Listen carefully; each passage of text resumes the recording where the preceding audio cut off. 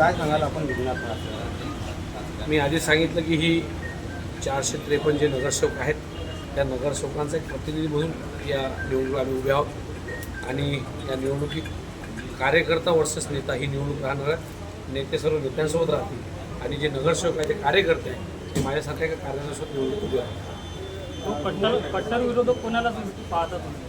ज्यात विरोधक हा विषय नाही, प्रेफरन्सेसवर ठीक आहे, 1 नंबर 2 नंबर 3 नंबर आणि इथे 3 उमेदवार आहेत आणि नगरसेवकांचा आवाज थेट विधान परिषदमध्ये उचलायचा असेल, त्यांच्या समस्या तिथे मांडायच्या असतील तर त्या अनुषंगाने निवडणूक बघितलं. काय वाटतं तुम्हाला तुमचा प्रतिस्पर्धी कोण राहणार? प्रतिस्पर्धी तुम्ही स्वतःनेच मीडियाने ज्या पद्धतीनं हायलाईट केलेलं आहे, सांगितलं की जे सातत्याने एवढं मोठं साम्राज्य घेऊन निवडणूक लढत आहे त्यांच्यासोबतच स्पर्धा राहणार आहे, नेता वर्सेस कार्यकर्ता.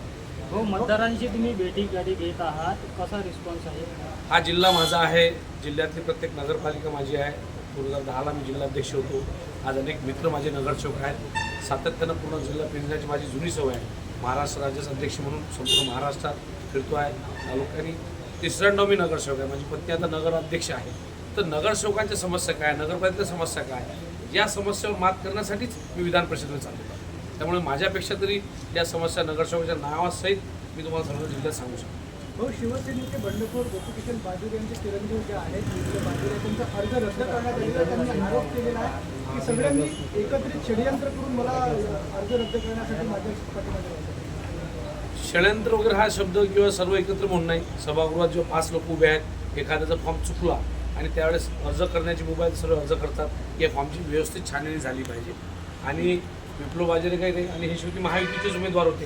सेना, भाजप आणि हे सर्व एकाच गटातले नाणे आहेत. ते किंवा त्यांनी विड्रॉल केला असतं. त्यामुळे त्या फॉर्मचा मागे जाणे किंवा हा काही फार महत्त्वाचा मुद्दा नाही. त्यांचा रिजेक्ट फॉर्म झाल्यावर त्यांनी आरोप पण केलेला आहे की माझा अर्ज आता ज्या पद्धतीने रिजेक्ट झालेला आहे, शेवटच्या दिवसपर्यंत बाकी पण विड्रॉल होतील आणि एकतर्फा निवडणूक. हा त्यांचा मला वाटतं त्यांचा समज असेल, कारण का ते सातत्यानं मतदारसंघ बदलून निवडणूक लढतात आणि शिवसेना आणि भाजप हे मला तरी आज वाटतं एकाच नाण्याच्या दोन्ही बाजू होत्या. त्यामुळे एक उमेदवार कोणी उभा राहणार असेल, दुसरा विड्रॉल करणार असेल.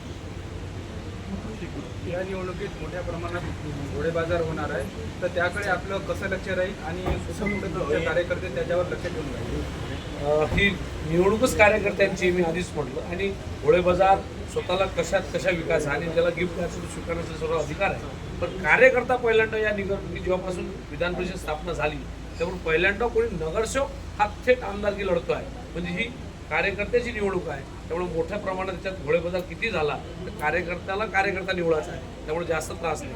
नेते नेत्यांसोबत फिरतील, नेते नेत्यांचा घोडाबाजार करतील, कार्यकर्ता जागेवर. थँक्यू.